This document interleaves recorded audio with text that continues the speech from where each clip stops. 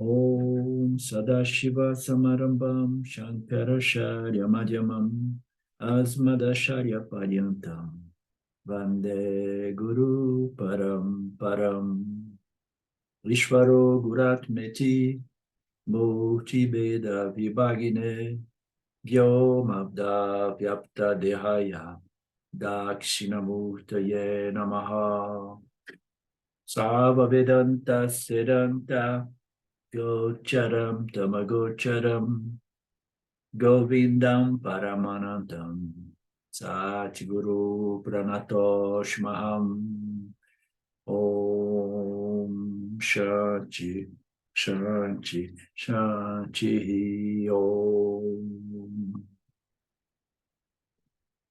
Okay, Tripura, we have seen that Hemachuda retreated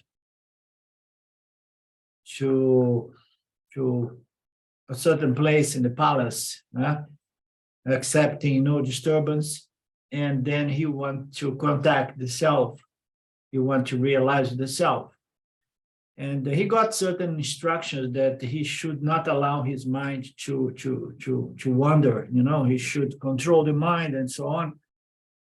And he went for it, and he got a different experience, and then those different experiences gave him a sense, an idea, a notion that maybe, let me get Sylvia in here, that the self is multi-faced, let's say. So if the self is one, why it should appear with different face, different experience here and there, and we know so everybody believes that the self is an experience, and then we have diversity, plurality of the self. But we know every one of our scriptures states the non-dual nature of the self, the non-dual nature of conscious existence. So he got confused, but he knew that it couldn't be the self. And then he said, I need to consult with my guru. He asked people, he ordered people to go and bring Himalaya to him. Within an hour and a half, she was climbing the steps of the mansion like the queen of night moving across the sky. She discovered the prince, her consort, in perfect peace of mind, calm, collected, and happy countenance. She quickly went to his side and sat by him. As she nestled close to him, he opened his eyes and found her sitting close to him. Directly he did so. She quickly and fondly embraced him and gently spoke sweet words of love. Lord, what can I do for your highness?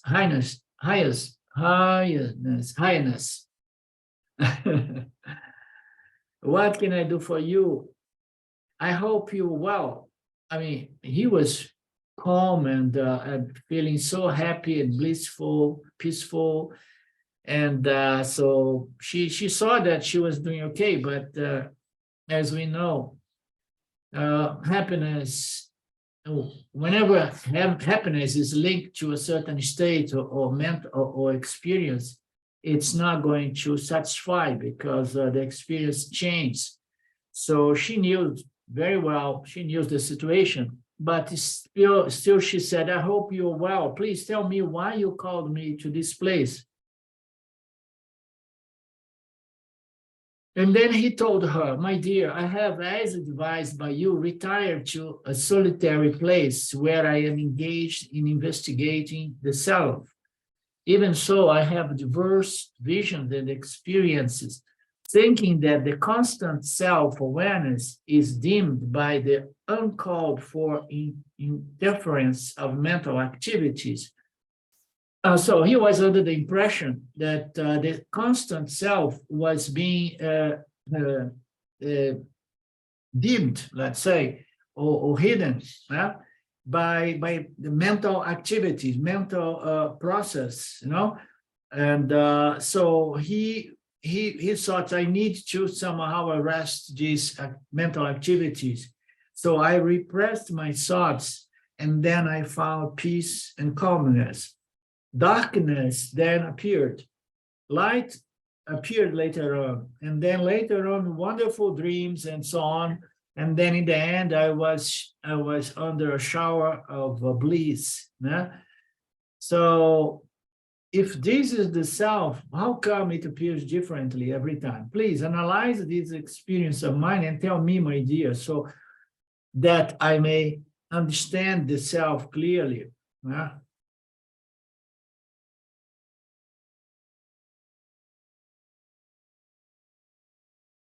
It's amazing that people in the spiritual world never comes to this suspiciousness.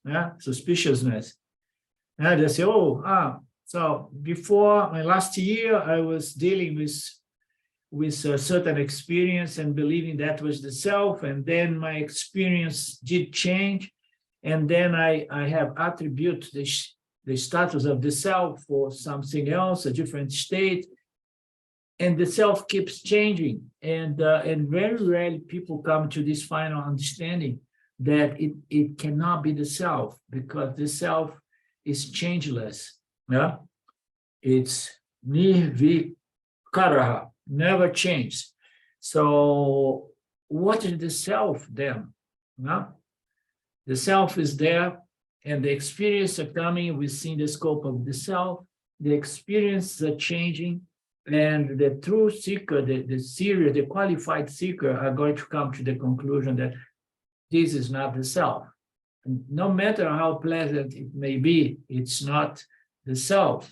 Because I heard that the self is nirvikara. It never changed. Huh? Right, Philippe? Okay, Yes. Okay. after listening to him carefully, Hemachuda, the knower of this world and beyond, spoke sweetly. Listen to me, my dear, closely, attentively. What you have now done to restrain thoughts with the mind, turning it inward, yeah, is a good beginning, and it is praised by the worthy as the best way. So the wise people, they have a value for upasana, yeah? For mind control, sense organs control, and a silent, peaceful mind.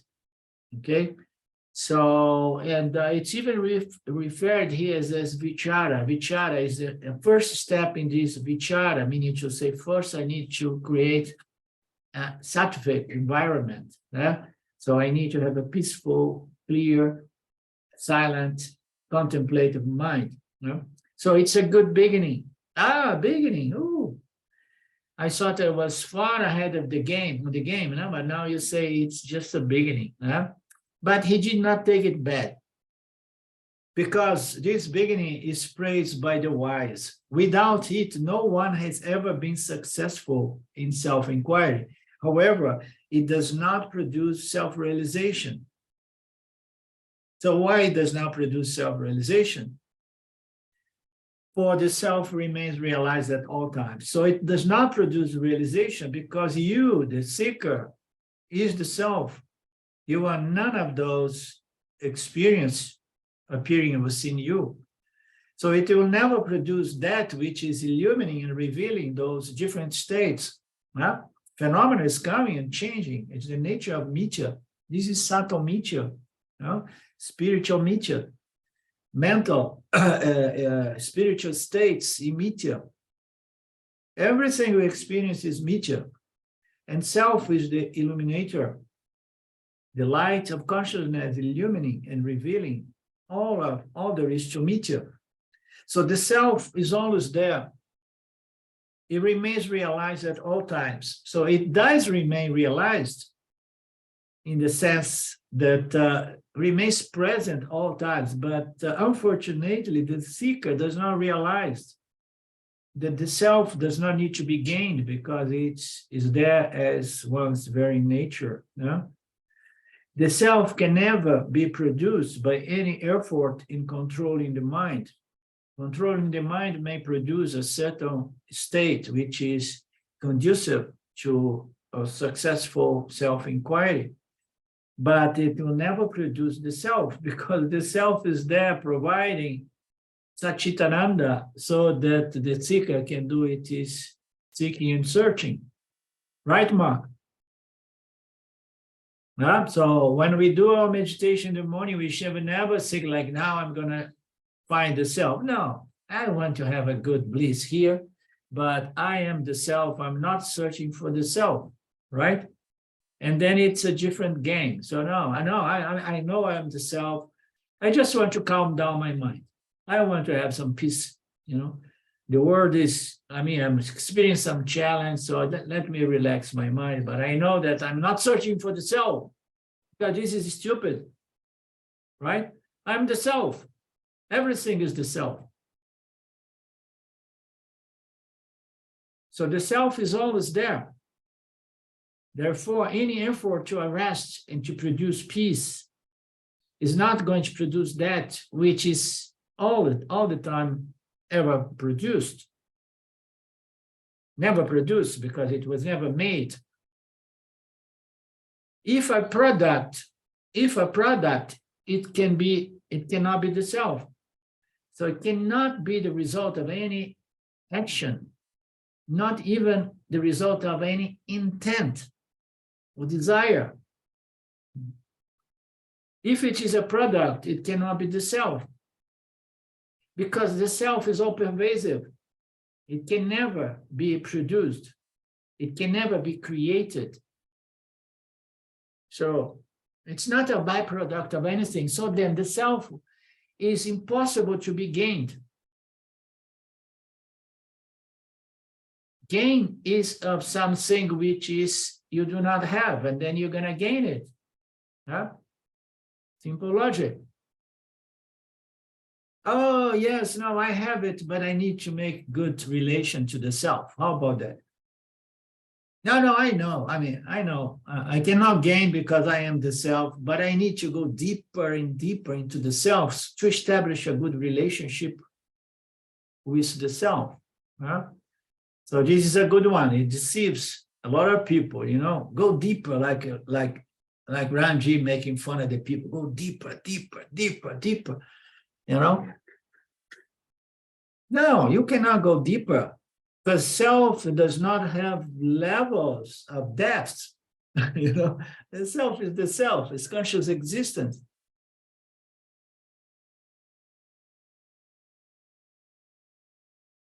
There is no moment the self is not present as the self, neither is control of mind used to gain it. It's useless to gain it.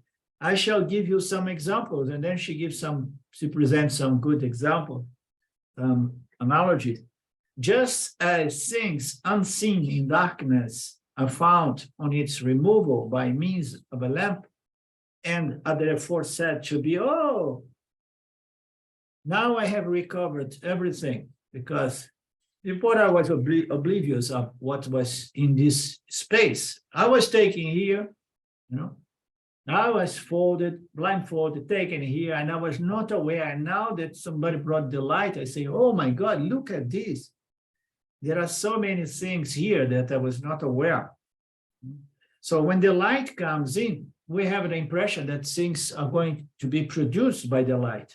Light is going to produce something, but no, light is going to, at the most, reveal to my eyes the presence of forms and colors. Just as a confused man forgets his wallet, but remembers and locates it on focusing the mind, keeping it steady and focused. Oh, my wallet. And then the mind makes some effort, and then it remembers, oh, I left in the fridge. I don't know if it happened to you already, putting things in a certain place that nobody would ever expect. Sometimes when I don't find anything like that, I have to go my key. So I even open the freezer because you would never know what the mind can do. So just as a confused man does not know where he put his keys, and then he makes an effort, he steals the mind and focuses until he finds his keys. The mind did not produce the keys. The mind did not produce, the keys was there, was put there, but I was distracted and I did not pay attention where I was leaving things. Why? Because I live a Rajasic lifestyle and I enjoy it. I keep forgetting things here and there, but it's okay, I enjoy it. Okay. And then do some sadhana to remember things. But you are never going to produce any of those things that you are not finding. Also, Philippe, is that all right? Am I speaking too fast today? Okay. Also, the control of mind is not the cause of self-realization. Though the self is always there, it is not recognized by you, even with a controlled mind, because you are not conversant with it. You are not familiar with it. This is the whole key. And in different Upanishads, different of our modern texts, it comes. The self is all the time there. You can control the mind. You can have a mind that is so peaceful, but yet you may never recognize the self, even in silence. Why? Because you're not familiar with the self. All you need is a body of knowledge that's going to make you familiarize with your nature. Otherwise, you have no clue. You say, oh, my nature is just flesh and bones. Oh, my nature is just some energies and pranas and airs. No, you need to be educated in regards to your true nature. Otherwise, no matter what kind of mental state you produce by sadhana, controlling the mind, you are not going to recognize the self. Because nobody told you that the self is just the light of consciousness in which everything you experience and know appears and disappears. You need to have these teachings, submit your mind to these teachings, and then you're going to recognize it. It's like to find a stone, a precious stone, but you are not familiar. You don't know the value of that stone. And then you think that it's just like a stone, it's very good. And then like the metaphor says, you get something and then hang it on your dunk. And then you go around and we have this thing, it's worth $1 million and it's hanging because you found it cute and you want to decorate your dunk. And then you pass by the market, somebody who knew the value of that stone, exchange that with a few bananas for your dunk. So also the control of the mind is not the cause. You need to be familiar with the self. You are not conversant with it. Just as a confused, unsophisticated man or woman with unacquainted with the system cannot understand the dazzling lights of the royal audience chamber at night and so ignores its magnificence at first sight. So there is this beautiful thing, but I was so oblivious about something so grandeur, so magnificent, and so on. And then I can't see the beauty of it. So you are not familiar with the self and you miss it. Different examples. Blankness, darkness was visible after you controlled your thoughts, right? In the short interval before its appearance, in the short interval before the darkness, the blankness. So I want to find the self, and first I need to remove the intruders, the thoughts. So I have to arrest all the thoughts. And then I'm doing my sadhana. and then blankness of mind is going to come. So before I'm making an effort, before I have an intent, okay, I have a desire. What is the desire? To arrest the thoughts, because I'm under the impression that the self reveals itself if I arrest all thoughts. And then I'm making an effort. There is a desire, there is an intent. And then, boom, blankness comes. There was a short interval before the appearance of blankness and the controlled mind. So you will make an effort, and then what is in there? The meditator, okay? The seeker is there. And then, boom, there is an experience of blankness. And then the seeker, the experience blankness. So before there was something there which was an intent. And then there is an experience of blankness. And the seeker says, so now I'm meeting Mr. Self or Mrs. Self. But in between, there is a moment, a short interval, in which there is a certain free state. This free state is free from what? From effort. It's free from intent. It's free from desire. I mean, it's important for us to understand, because when we meditate, we are desiring something. When we are desiring, we are pushing that thing away because we are desiring. Desire is a stressor of the mind. So there is a gap. This famous gap is said to be the gap between two thoughts, the gap between two states, between two experiences, and so on. So there is a gap on which the light is there. And then because there is no intent, there is no desire, there is no effort, the light shines, okay? And if you pay attention, you see more easily. The light of consciousness shines in the absence of any intent. So before the efforts I was doing to produce the self, and then the self appears as blankness or bliss. So there is a moment, a fraction of a second there that Papaji used to put a fraction, 1,000 parts of a second. Look for the self now. So there is that moment that the mind somehow is free of intent, free of effort. There is no effort to control the mind, and there is no perception, there is no experience of blankness as an example.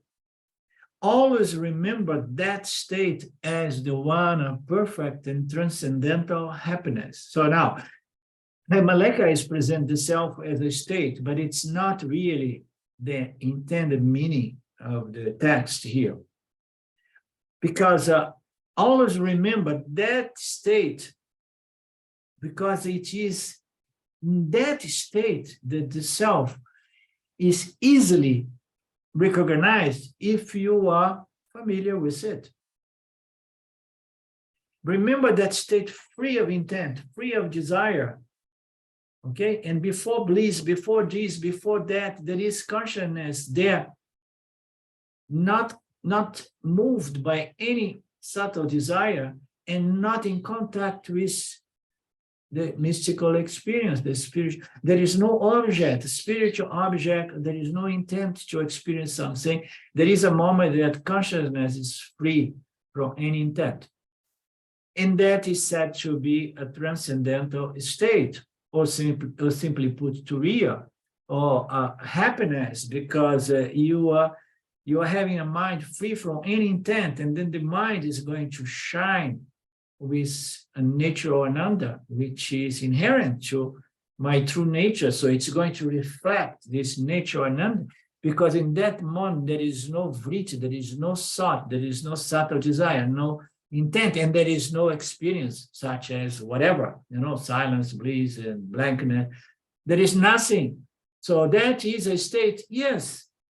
Knowledge, self-knowledge is not a state, but it needs a certain state on which you can easily recognize it, okay?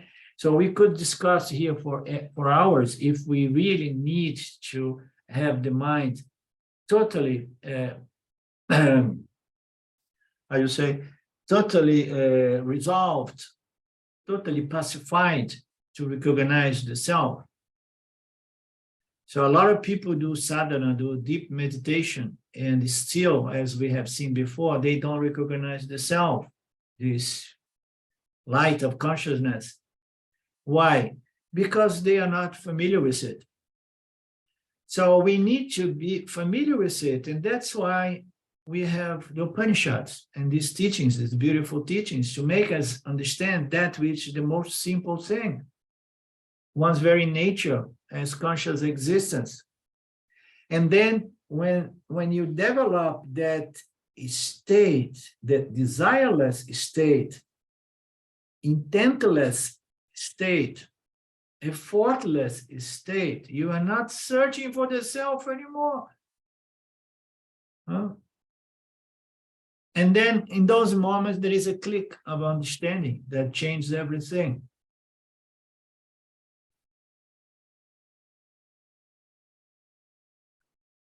And then the knowledge comes, and the knowledge is made out of knowledge. It's not a state. But you, on certain mental states, you more easily can capture, but you need the teachings. You need the teachings. Otherwise, you're gonna just hang that vision, that understanding on the neck of your donkey. Yeah? Right, Mark?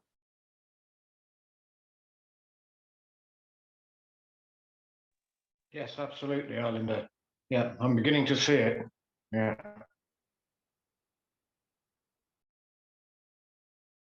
Always remember that state as the one of perfect and transcendental happiness. What state she's talking about?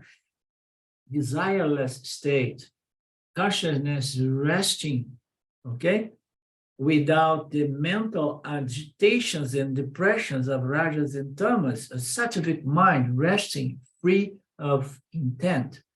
Always remember that state as the perfect transcendental happiness. Is transcendental because it's a happiness that is not linked to any desired object that was gained. It's a happiness that passes all understanding.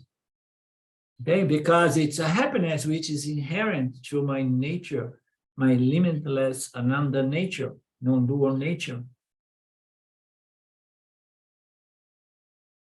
Most people are deceived in that state because their minds are accustomed to be turned outward. All are deceived in that state because their minds are accustomed to be turned outward. She's pointing out to something very, very, very valuable.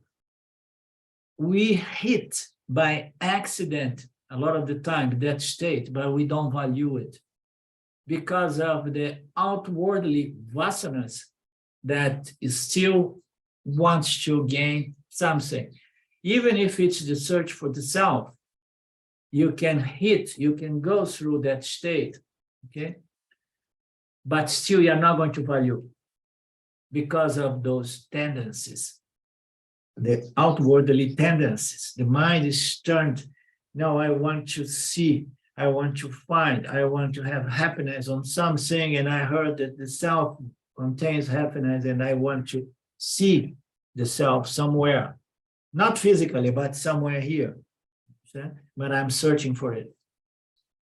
And then people hit that. I remember one of the things that I remember when I was very young, I was associated with Osho Rajneesh, as you know, and the darshans of Osho in India was so profound, at least to me. And I mean, it was so pacifying that I used to walk out of that hall. They used to call Buddha Hall.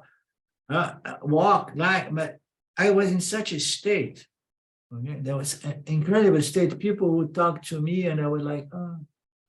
Later on, after I meet Vedanta and so on, I remembered that transcendental happiness was happening to me so long ago, but I was not aware that that was the goal. You understand? That was the real happiness. That was the happiness coming from my resolved mind. And I did not know how to resolve my mind except by sitting with Osho and listening to all his blah, blah, blah, blah, blah, that somehow would create an environment with another 1,000, 2,000 people that would produce sattva guna. Huh? So not understand the mechanisms, and so on. I find myself in that state, and then I couldn't value it because of this extroversion of the mind. And furthermore, I did not know how to produce that state on my own. So I became Osho junkie. And when I used to go to Europe, people used to say, oh, you are addicted to Osho, you are dependent on Osho. Yes, I did not know how to find myself in that simple, beautiful happiness without that environment. And that's how a lot of us got, and a lot of people get hooked and caught up on sanghas here and there. Because we experience this transcendental resonance, and we experience even living in samsara here and there. Yeah? How many times something happens and then the mind produces a gap, and in that gap you are free, you feel so good.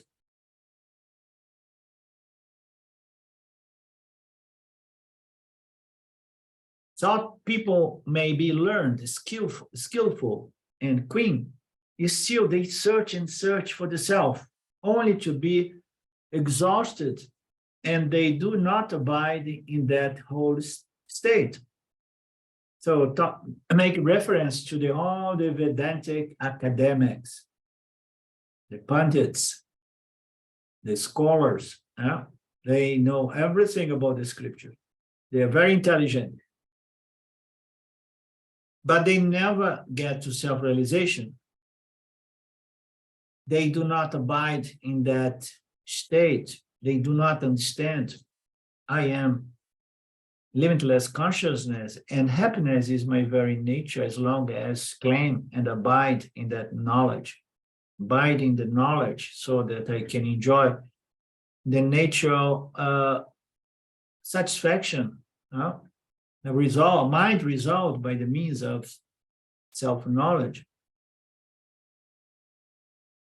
So these people, these scholars, grieve day and night without knowing this state. They are here, and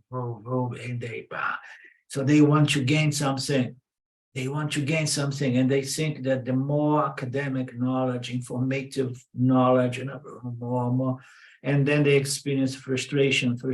They never develop a pacified mind, contemplative mind. They are just like tensely trying to know the philosophy of Vedanta.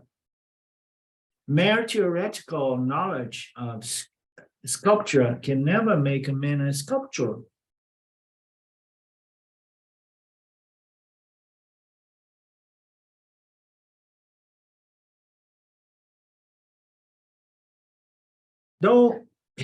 Although he thought he be a pandit, well grounded in the theory of the Upanishads, and he can discuss and deceive all the philosophers on the philosophy of the self, he cannot realize self because it's not realizable by logic.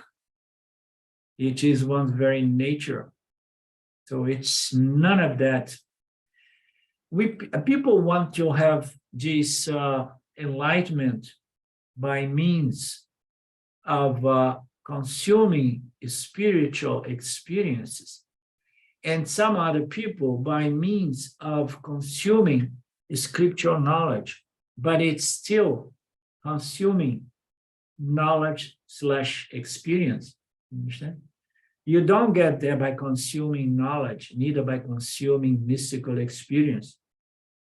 You get there by understanding, but then Vedanta has to be approached with a totally different attitude. not as a philosophy to be learned and discussed.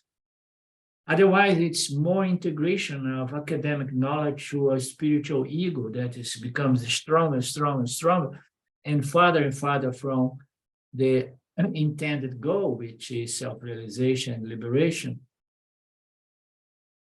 I think I mentioned to you, I met someone, I don't remember anymore where, and then talking to someone for the first time, I mentioned that I teach Vedanta, and the person asked me, but you teach, you are a philosophy teacher or a guru? And I did not understand in the beginning. And then I tried to ask, what is it? What is the difference? He said, no, guru teaches enlightenment. And the Vedanta academic teachers teach the philosophy. Interesting, huh? Very interesting sort of distinction. And then the guy told me, no, I'm also involved with Vedanta. Now I remember a little bit. Somebody I contact in the internet. He said, no, I'm involved with Vedanta, but only on the academic law and philosophical academic level. I'm not interested in enlightenment. Interesting, huh? Why? Because people believe that knowledge, theoretical knowledge, could bring about purna, completion. If I know more, and if I know more about the nature of the self as presented by the Upanishads, and then I'm going to find fullness. No, nothing, no gain, sensorial, mental, emotional, or intellectual gain is going to produce the self, because you are the self. You just need to understand that, and you don't understand that by consuming academic knowledge, but by applying this knowledge in your life on a moment-to-moment basis.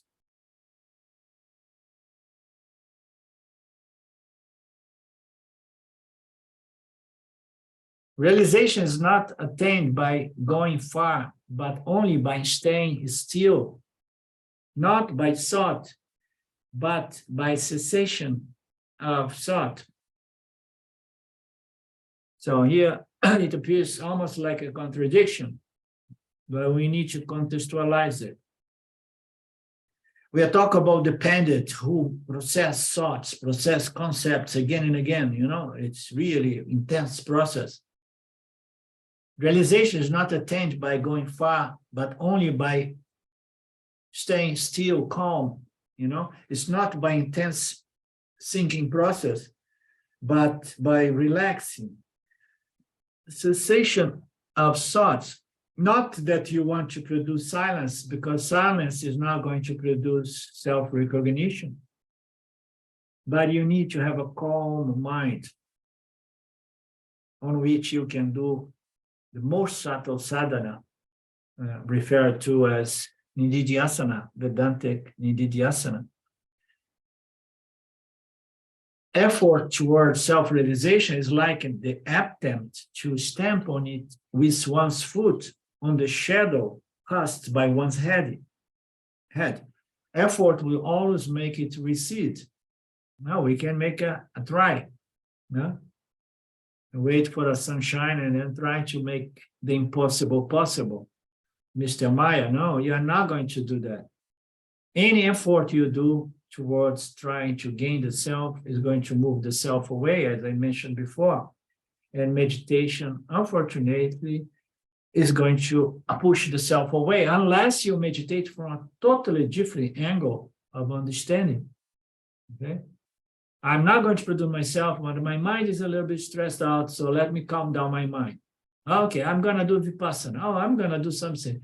Now my mind is calm, my focus and clear. Okay, now I'm going to do my nididhyasana, my Vedantic nididhyasana. And Vedantic nididhyasana is a very subtle effort.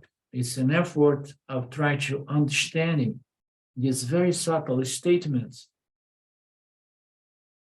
Otherwise, the very, very gross effort to find the self in an object of experience is going to be moving me away and away and away from the self into the field of objects of experience. But when I do my nididhyasana, this compulsion to move into the field of the object, the field of mithya object, if my mind is contemplative, and then I start reflecting on the teachings that establish my identity as the light of consciousness, illumining and revealing everything that has been deceiving me so far.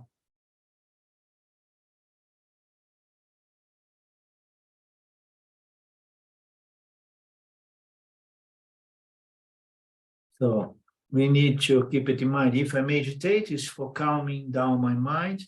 When I have a calm mind and then I go in nididhyasana, and nididhyasana is a very subtle effort of remembering the teachings, and that effort, it contains very little, let's say, disturbance or rajoguna. Yeah?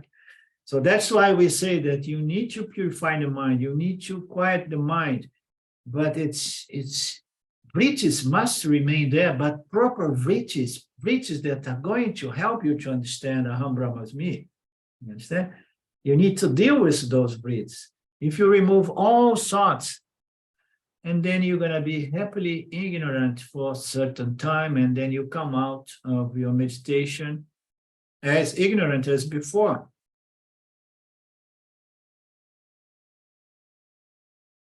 Every effort to gain something is going to move you into the field of mithya. Just as an infant tries to take hold of his own reflection, being unaware of the mirror, same way common people, even spiritual people, are taken in by their mental reflections in the mirror of the pure, limitless self-consciousness, and are not aware of the mirror because they have no acquaintance with the mirror, with the self. So this is a profound passage. So we have the analogy again of the mirror. We know that the mirror, the macrocosmic mirror, like energy. We have the micro, which is the subtle body, and the macrocosmic mirror-like energies is the prakriti of Maya, which is something as close to consciousness as it can be. We know that the universe is a reflection on the prakriti of Maya, or the prakriti of Brahman. Just as an infant tries to take hold of his own reflection because he believes in the reflection.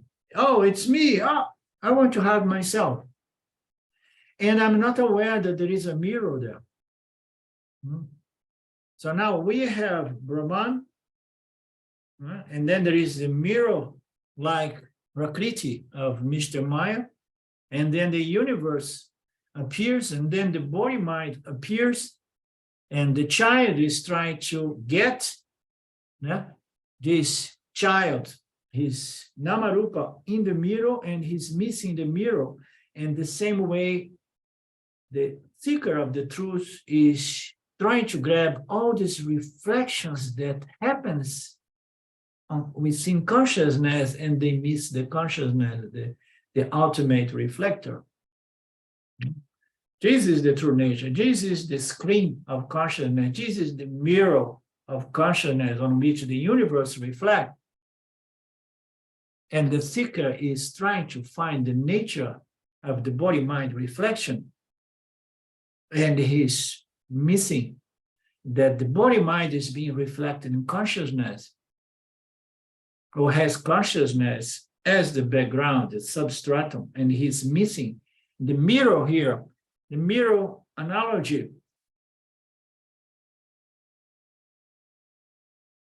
So common people are taken by the mental reflections in the mirror of the pure, limitless consciousness, and they are not aware of consciousness itself. They get caught up on the reflection. I get caught up on the thoughts that occur within consciousness. I get caught up with seeing the states that happen within consciousness.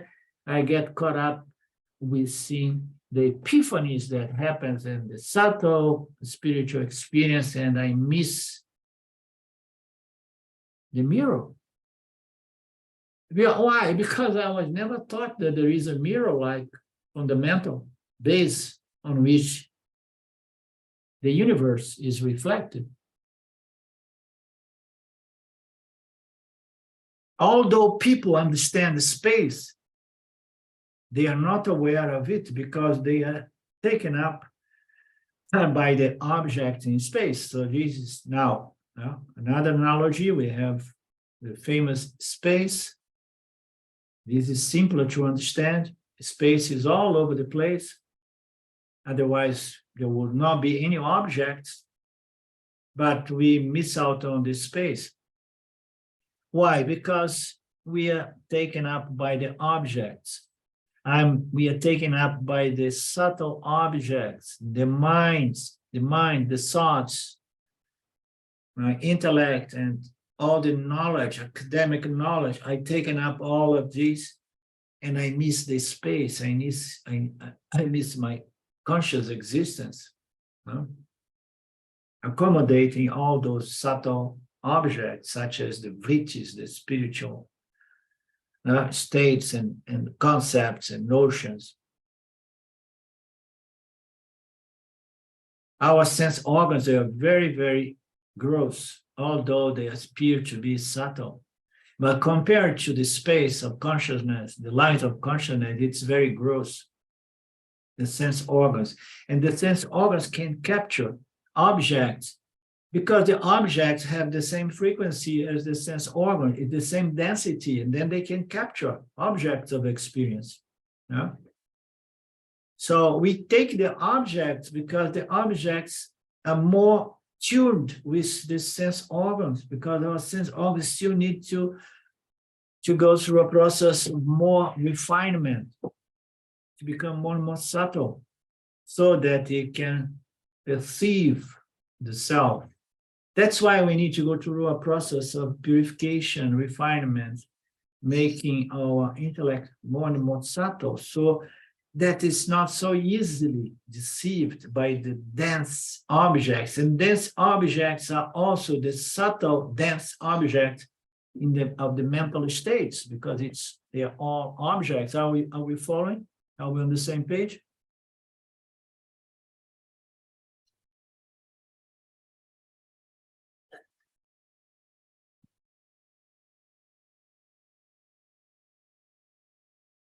They understand the universe in space, common people, but have no regard to space itself. Similarly, it is we see the seekers of truth in regards to the self.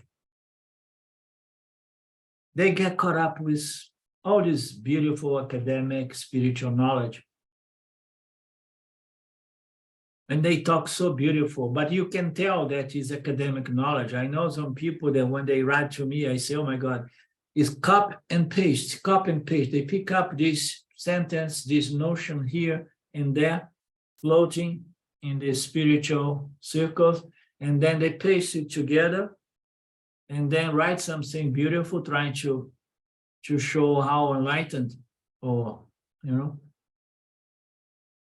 no, you are taken up by notions and concepts, and you are missing the light of consciousness doing the copy and paste.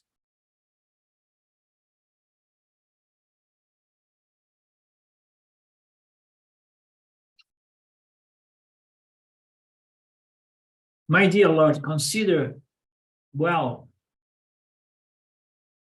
the world consists of knowledge and objects known. Of these two, the objects are the not-self, the non-self. And they are perceived by the senses.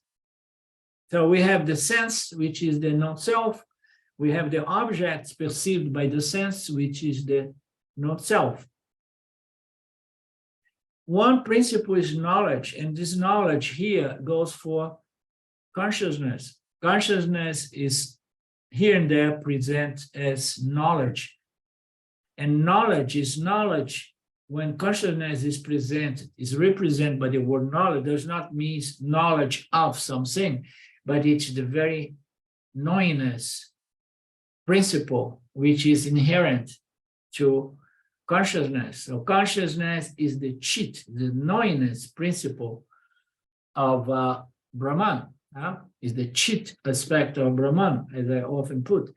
So the world consists of consciousness and the objects known. We know that without consciousness, no object can be known. Of these two, the objects which are perceived by the sense are then not self. Knowledge or consciousness is the self, and consciousness is self-evident. Why is she saying that consciousness is self-evident? Consciousness is the self, and it is self-evident. It means to say there is no other light that can reveal the self, because the self is self-revealing. Without the self, we cannot reveal and know anything in terms of phenomenal knowledge. But the self is self-luminous, self-evident, does not require another self to reveal itself. The self, which is present here by the word knowledge, is that which concedes the power of Maheshwara to project, sustain, and recycle all phenomenal world. So there is no world in the absence of consciousness, of this knowledge principle, this chit principle, because it comes out of pure chit. And it's sustained as well by pure intelligence. And it's destroyed as well by consciousness, the provider of the intelligence for Brahma, Vishnu, and Shiva, the destroyer. Knowledge is the direct proof of the existence of object. So the proof of the object is within consciousness. The object depends on consciousness. Knowledge is what's going to prove the existence of objects. Why? Because it's from consciousness that objects are apparently projected and experienced by the Jivatma. So we, consciousness, we validate the objects with the aid of our Jivatmas, of course. The world depends on consciousness. Knowledge or consciousness is dependent on the knower for its existence,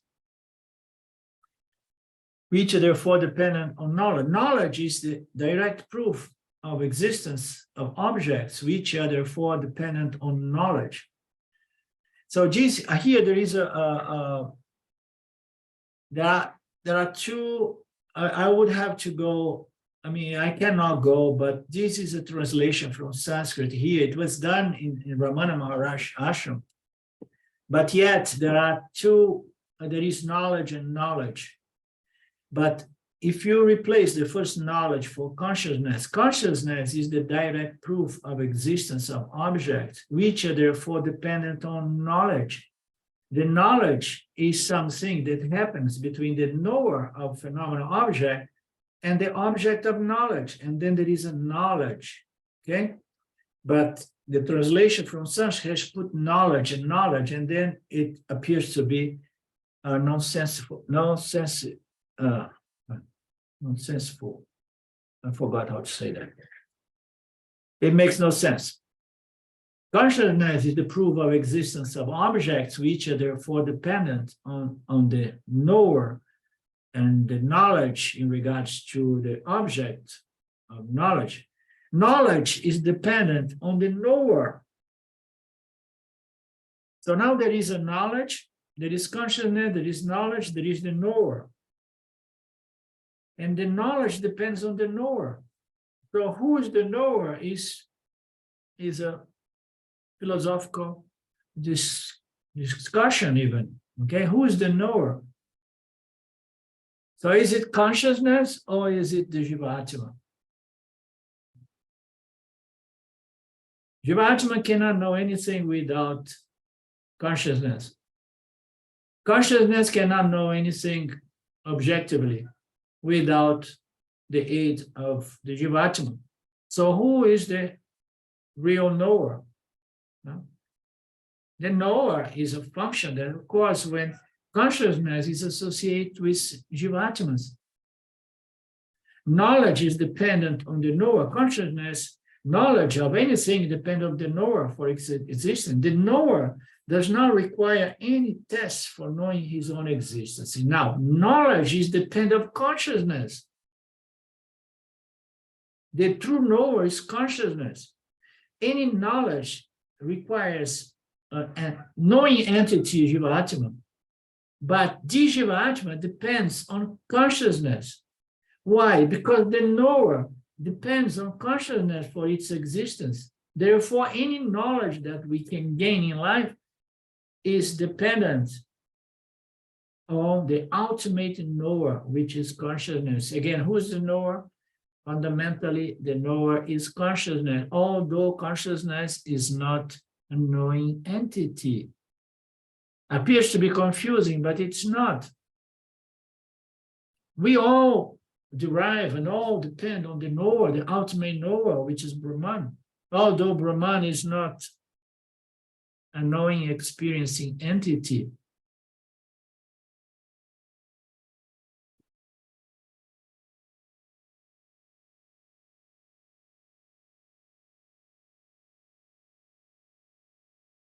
We could draw another analogy. So we have electricity, and electricity produces many phenomena.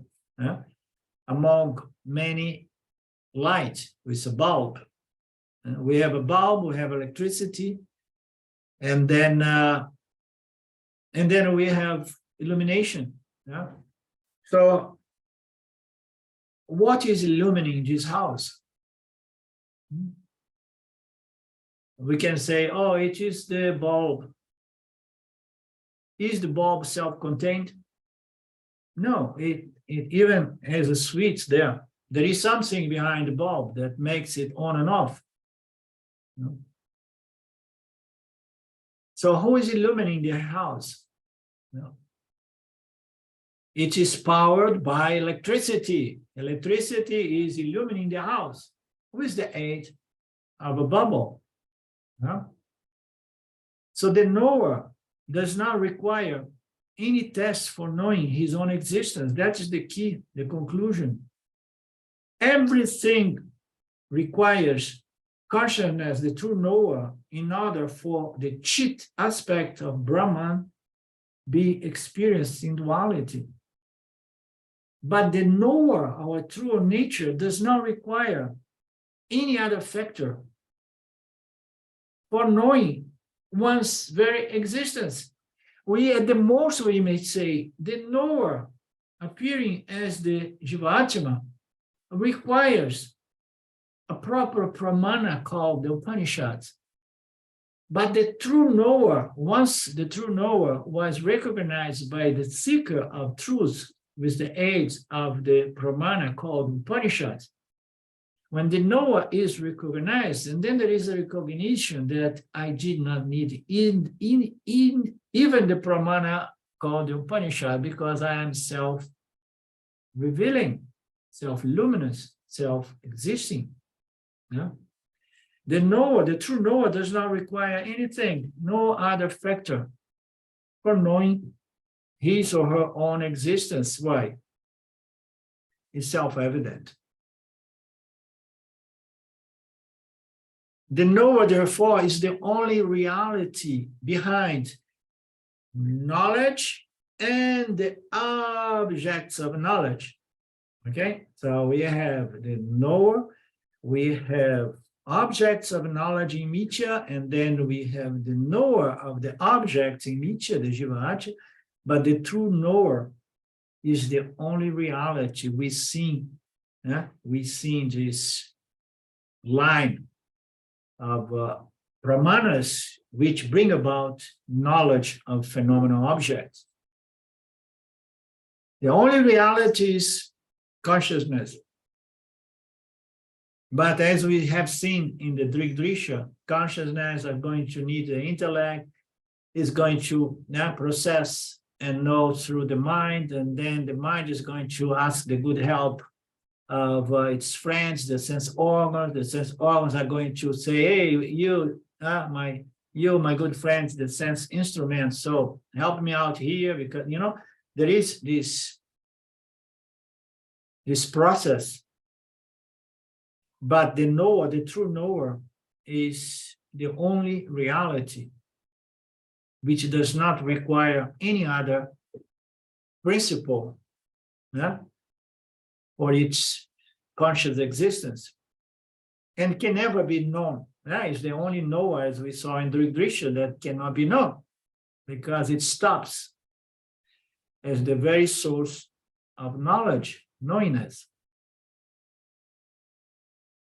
That which is self-contained, self-evident, without any need of support, without necessity to be proved.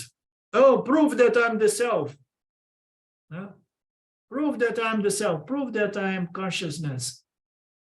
That which is self-evident without the necessity to validation or proof or discussions or intellectual discussions is the only reality.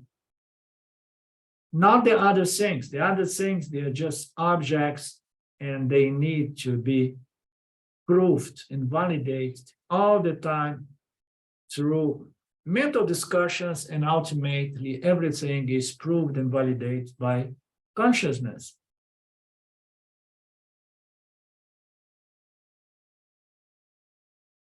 How are we doing over there? You guys remain very quiet today. Well, this is very profound and helpful. It's a great satsang. I'm going to have to dwell on it. Continue to dwell. We should all do it. Yeah. Until these simple truths are clear. Yeah. Okay, so we stop here. We have some homework, and we meet again next Thursday. Om Purnamada Purnamidam Purna Purnamudachyate Purna Purnamadaya Purname Vavashishate. Om Shanti Shanti Shanti. Thank you, Lord. Thank you, my friends. Namaste. Meet you next Thursday, Ishvara willing. Bye now. Thank you, Alinda. Brilliant satsang. Very practical today. So wonderful. Nice. Thank you. Yeah, good. Thank you. Thank